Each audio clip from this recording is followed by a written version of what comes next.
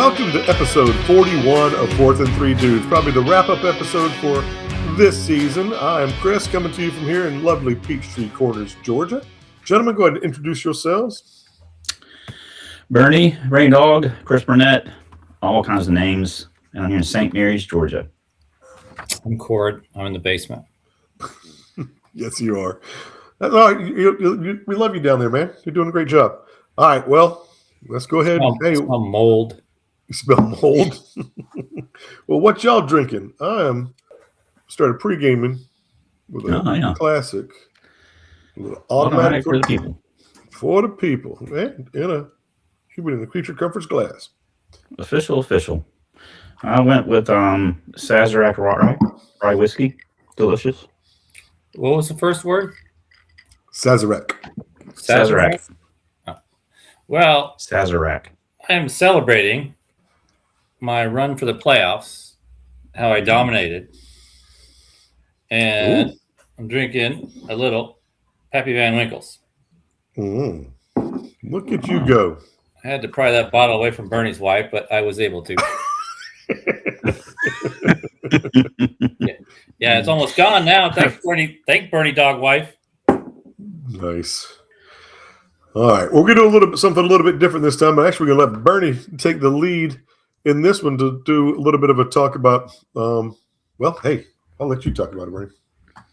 Well, we kind of hinted at it a few times during the season, but college football is just such a different game than it was just a few years ago. It's much different than the game we grew up with. So we wanted to take an episode to kind of do a deep dive there for my own research and listen to. Well, let me back up. There's a writer, Stephen Godfrey.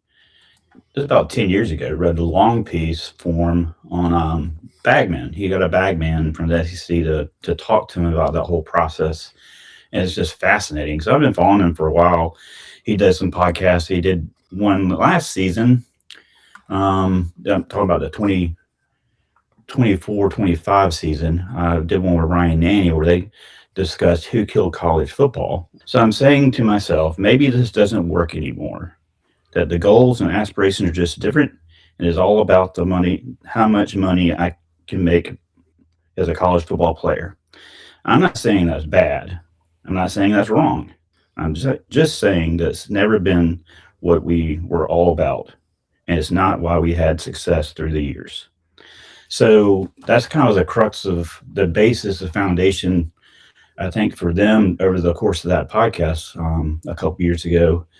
And really kind of looking at all as they termed them, suspects for why college football is what it is today. So that's kind of what we're going to do, and see how our own thoughts on that. Have any response to that quote or anything to set us up?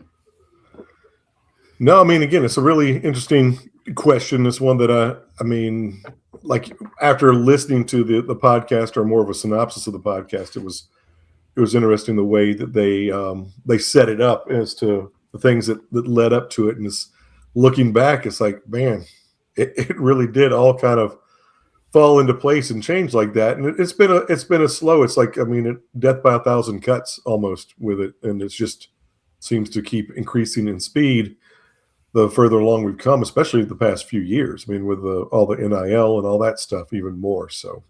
But yeah, it was an interesting looking at those things and actually thinking a little more about it. So, but yeah. Yeah, Nick, it's a great listen for me because it reminded me of in the 80s, you didn't have many games. You had maybe 4 games over the weekend that were televised. And then in 84, University of Georgia and University of Oklahoma regents took the NCAA to court and won a Supreme Court decision 7-2. And I think that's, in my mind, that's kind of when things started shifting and NCAA started to decline in power to where they are today after the O'Bannon lawsuit, the Alton lawsuit, Alston. They don't have any power. And so I guess, the NCAA, it talks about, TV that's where the money comes from. These big television contracts. The coaches and their agents, they were making all the money too. It talks about players, conferences themselves. The NFL basically using college football as a farm system for all these years, and the government, how the government's played into it. And I think the government's part of the reason that it's kind of, for lack of a better word, course correct. It's not really correct, but they NCAA continually loses lawsuits to the government. So, and they just have no power. So when it all came to, not to give anything away, but you can't help but blame the NCAA because they just sat there and did nothing, and they did too much. I mean, now it's just gotten out of control, and it's not the same product. It's not what we grew up with. It's not what was there even 2 years ago. Yeah. I agree. Power. I know you guys were tuned in to the Trinidad hearing. I mean, those NCAA attorneys, they left when the judge went to chambers before he made his decision.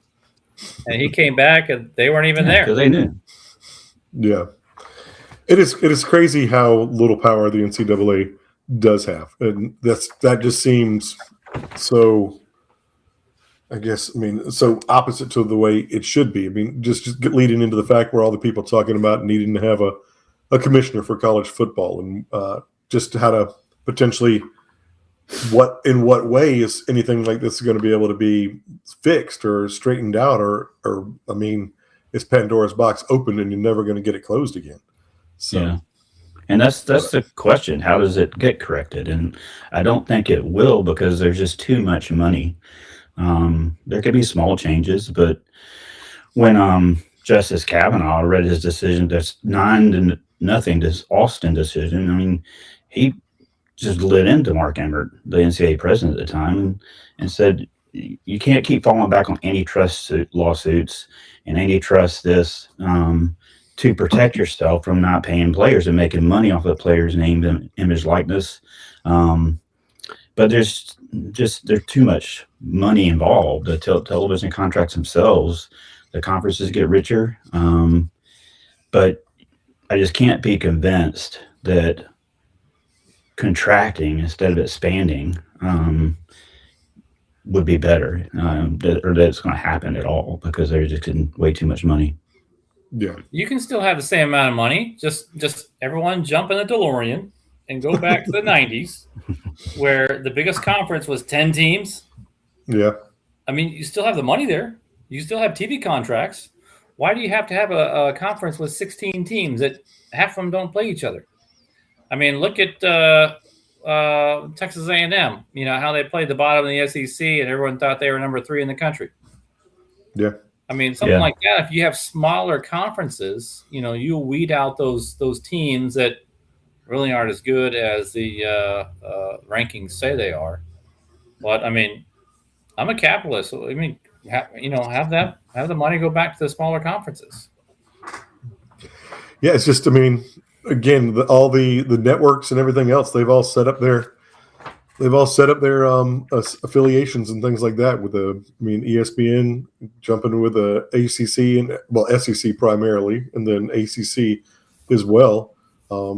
Pac-12's jumping in with the CW. I mean, hey, let's go, baby. Oregon State and the Gilmore Girls on CW, and then what the a great combination that is. I mean, is the Big 12, or they're on Fox as well, with along with the Big 10? I think so. Yeah. So it's just the way they've done that, and again offered, so every game is visible now. I mean, that was one of those things too, that thinking back, like you said, B, I mean, just the fact that you listened to the radio so much more back then too. You'd hope to get a game on, or a couple of games on in a course of a season, but that's when all, like, the Larry Munsons and all the different radio announcers were so big too. Just you're hanging on that, and to be able to follow your teams those ways, which again is so crazy. Yeah, I think I said maybe 4 games over the weekend, but I think it was less than that, because it wasn't until the mid 80s that I think once we got that decision and Georgia could kind of start scheduling themselves and getting money, for instance, just to use us as an example, that's when lights went in. So really, all the games were done by dinner time, and it's just a different time. And then I just don't see it changing the way it is now, because people are getting paid. Everybody's getting paid, and kids, 20-year-old kids, are making business decisions. But the reality is, the product is good, but we're part of the problem, because I moaned about the 12-team playoff, but I watched all the games, and that helped drive advertising dollars up for next year. So I'm not going to stop watching the games. So I'm going to continue to be part of the problem. Why can't they still get paid if they're smaller conferences? They can, but I mean, I guess they're just generating a bigger pots of money too when they made these bigger conferences, and it's expanded the deals with the television networks. The television networks, if you made that many smaller conferences, they may not be able to divide up the money in the same way. I don't know. I mean, but that's probably. I mean, the trend is going to be every team is going to be on TV every weekend. You'll be able to find it if you went to that school. I mean, that's going to be the future. But I just don't see how. It's here. Yeah, it's the present.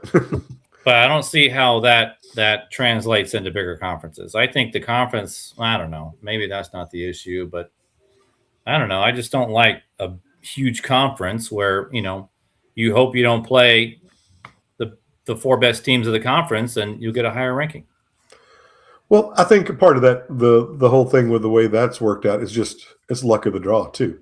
I mean, it's one of those things that we've looked back on some of the past when the SEC was set up the way it was, and the divisions, that sometimes the East is really weak or the West is really weak, and teams coming out of those could be better. But I mean, the way they set up the schedule, they did it based on the strength of the schedule going back using some formula over the past, I think, 4 or 6 years. So then they're going to reevaluate it every 4 years. So that's going to change, and hopefully it won't be that way. But I don't know. But going back to your thing about the conferences and the money, if you did have more conferences, those contracts, they don't have.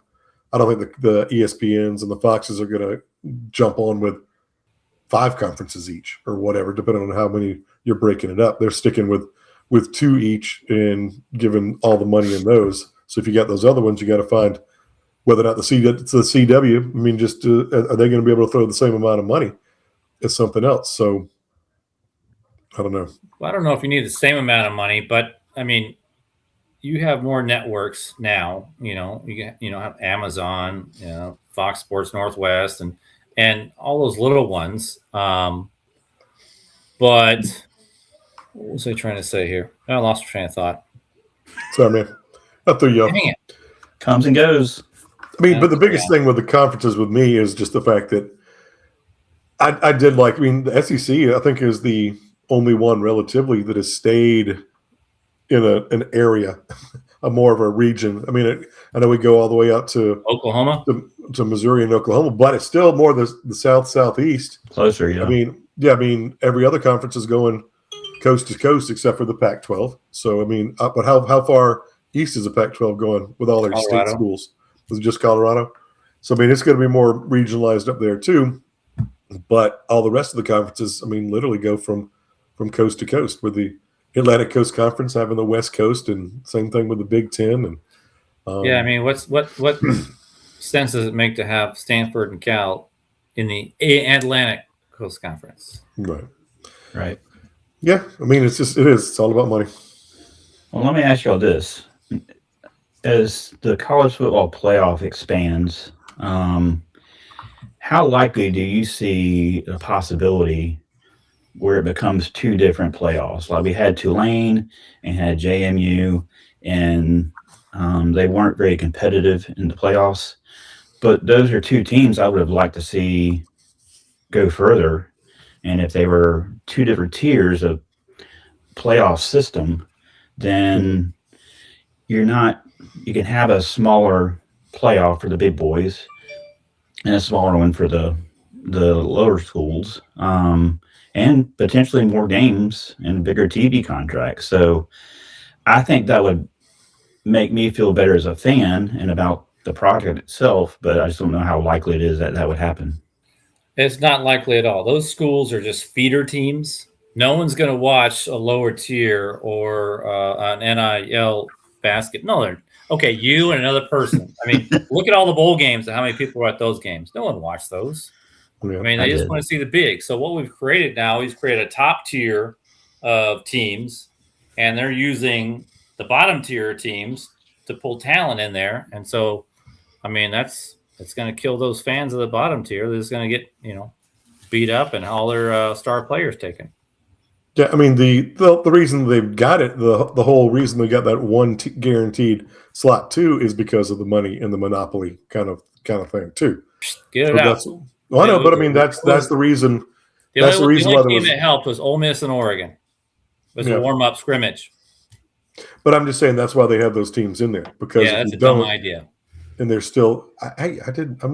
I'm not disagreeing with you. Well, But the again, NCAA needs to grow some stones and take control of this, because they're Well, just again- getting hammered by these TVs. But you're again going through the wrong thing, because the NCAA doesn't even sponsor the college football playoffs. All right, well, who's in charge over there?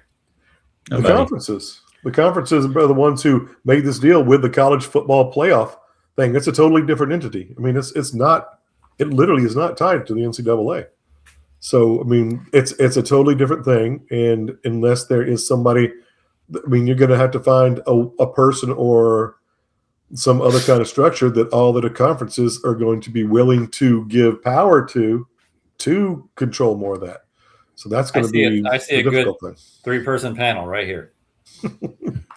Yeah, I I mean, mean, poor Dabo Sweeney comes out and he starts reading all his timelines about how he was tampered with, and then they ask Spurs, like, well, someone better tell Dabo that there are no more rules. yeah, There haven't been for a while. right. But it's come down to TV money, and that's where if they have watchers, they sell the ads, and at the viewership and the ads and the money, that thing's just going to expand, and it's already too long of a season, and there's no fixes for that I can see. I think we've even discussed that in an earlier episode, but it's just sad to see what it was a great sport. Even just 20 years ago, when I'm trying to think the other day, when was the last time we were talking about viewership and how you can see every game for your team the whole season, and I was trying to think, when was the last time we paid pay-per-view to watch a game? And usually there was one or two of those a season, at least for Georgia. And when my father-in-law passed away in 2006, Georgia played Auburn, and Matthew Stafford, Trey Battle had like 3 interceptions, and we forked out the $40 to watch it. First game I ever watched in HD. So that just seems like so long ago, and now it's almost too much access. And my 1989 self would be looking forward to this moment. I could see every single game. I didn't even get to do that in college when I was on campus. So I don't know. It's like Nam said, it was a radio. It was gathering around the radios on a Saturday night and spilling drinks and listening to Larry Munson. And it's just I mean, you can still listen to the radio. I mean, what's so bad about you being able to see every game of your team for free? I mean, it's a race to zero. They're getting paid by advertisers. It's going to happen. That's not my point at all. I mean, I would love to listen to the radio, but I don't have to. I agree with you. You don't have to. There's not a need for that. And You'd be a lot more I don't think that productive. part's bad. Well, it just all depends on who the announcers are too. Goodness gracious. If we could just find a way to definitely sync up the TV and the radio to keep them in sync with each other, that would probably be a better option. So, but honestly, I do listen to Beaver baseball on the radio, streaming. I don't watch it. So I can sit here and work and, pause it, make phone calls, but, still listen to the scores as they come through. And they got a pretty good announcer, play-by-play guy. Mhm. So I enjoy that. Yeah. Yeah. Old school. But I'm old school. I'm from the old 90s. school, old school in the basement. Yeah, I mean, I like listening to the Georgia basketball games on the radio, listening to Chuck Dowdle and Scott Howard, and that's fun. And I've been doing that when the games have been on, when I've been driving around at the night for doing something. But yeah, I mean, it's just a different time, and so I mean, what is your option or idea of how it could be fixed, Bernie? I don't know that it can be now, but I mean, if you could, what's your magic wand move? If we were at the 3-person panel, then I think we have to first explore maintaining the integrity of the regular season is very important to me. Conference championships are very important to me. And we're starting to get muddy water where those are kind of, we're already seeing, I had a lot of games scheduled against, big time opponents to start the season. Yeah. And those are starting to chip away because now we're the 9-game SEC season. And we're going to see championship games either go away completely or whatever it takes to protect the regular season in that first weekend of December. The playoffs can be their own animal, and that's only going to change with less viewership, and I don't see that happening. Yeah, I think I heard something on the radio this week. We were talking about, I think David Pollack was on with Greg McElroy on one of his podcasts, and they were discussing something similar with the season and all that. And I think Pollack said going into the season or toward the SEC championship, he was talking to Kirby and asking him what he thought about it. I mean, what is his opinions on the SEC championship were? And he said that he still loved it. He still thought it was a huge thing. He said, but it's changing. Mm-hmm. I mean, he sees it, and it's to the point too, the way everything else is changing. He's almost to the point where, again, he's like, he'd almost rather it go away and make another round of home playoff games. So, I mean, with the way everything's going, I mean, he has always been a massive proponent of wanting to win the SEC because knowing how big a thing it is. And I mean, and all this too, this is definitely the reason Saban stepped away from the game. I mean, he didn't want to have to deal with all this with the NIL, with all these changes and stuff. And he's, I mean, everybody's asking him about it when he's on ESPN and Game Day and everything too. So, yeah, I mean, I agree. I think the regular season needs to be even more important. But I mean, I think the conference championships are going to go away. So, I mean, I'm not saying that I want them to, but I think that they probably will in the next couple of years to give that extra round of playoff games. So the first 2 rounds of the playoffs will be on campus, I think. Yeah, so that's a monetary decision too. So those conference championships make money, have viewers, but if they added a round to the playoffs that weekend, then it's going to have more money, more viewership, and that'll shift it up too, so that you can potentially get things done sooner. If you kept the same number of rounds, if you kept the 4 rounds, if you capped it at 16, then you could. I'd like to see Saban in a position of power with some of these decision makers. Someone like him that's so knowledgeable and kind of has, led with that quote from him that the other podcasts use, Who Killed College Football, and this kind of speaks to the heart of the problem. And that was a couple years ago, and it's only gotten worse. So if we can, get these guys in seats of power that make some decisions and for what's best for the game, and not just the players, not just the coaches and their agents, not just the fans, but what's best for the game. How is it going to sustain itself and not spiral down into the abyss? Yeah, I mean, it's just, it does, because I mean, even when they thought the reason they're going to stick with the 12 teams for the next 2 years, because they thought the Big Ten and SEC were in lockstep with the way they thought was going to expand, but they both got different ideas about how they want the next step in the expansion to go.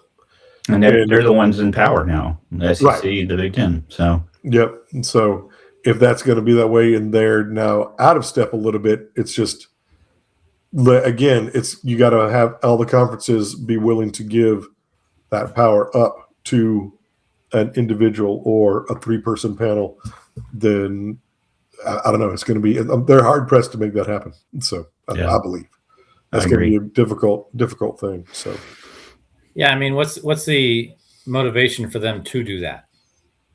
yeah.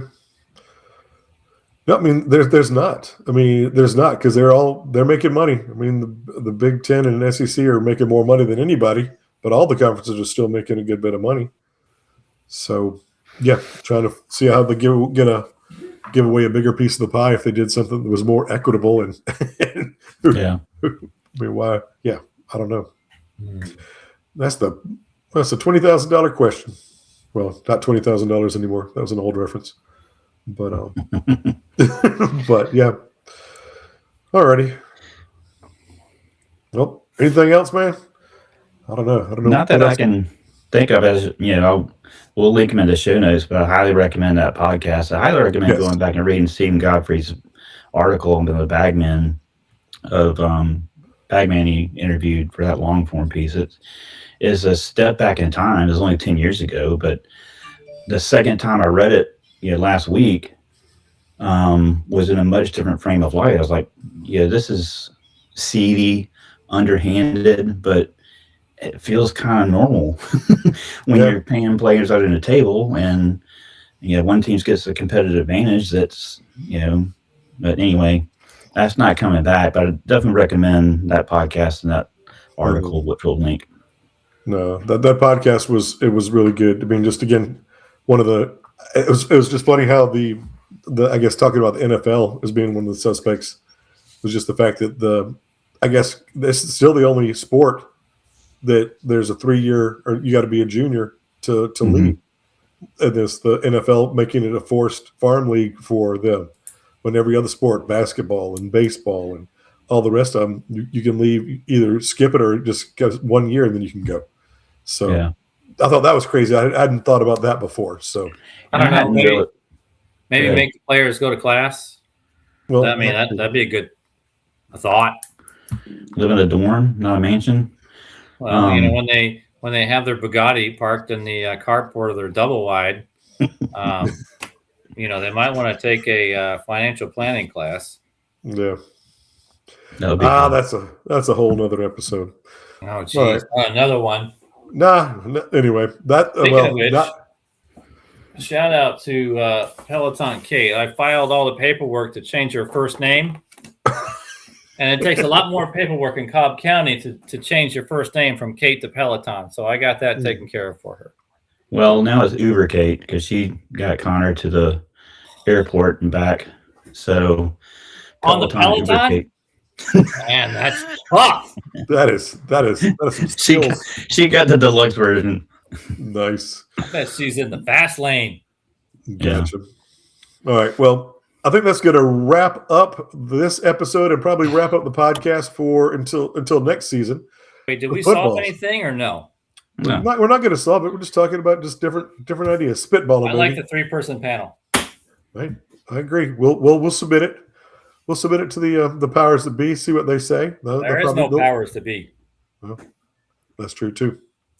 That is true too. Unfortunately, very true. But unfortunately, it has been fun working with you guys again over the course of this season, and looking forward to next season. If something just pops up that strikes our fancy, we'll jump back in there, maybe with some of the spring, probably not spring games, because nobody has spring games anymore. There's spring festivals, but who knows? If something does, otherwise we'll be back. We'll be back in the fall.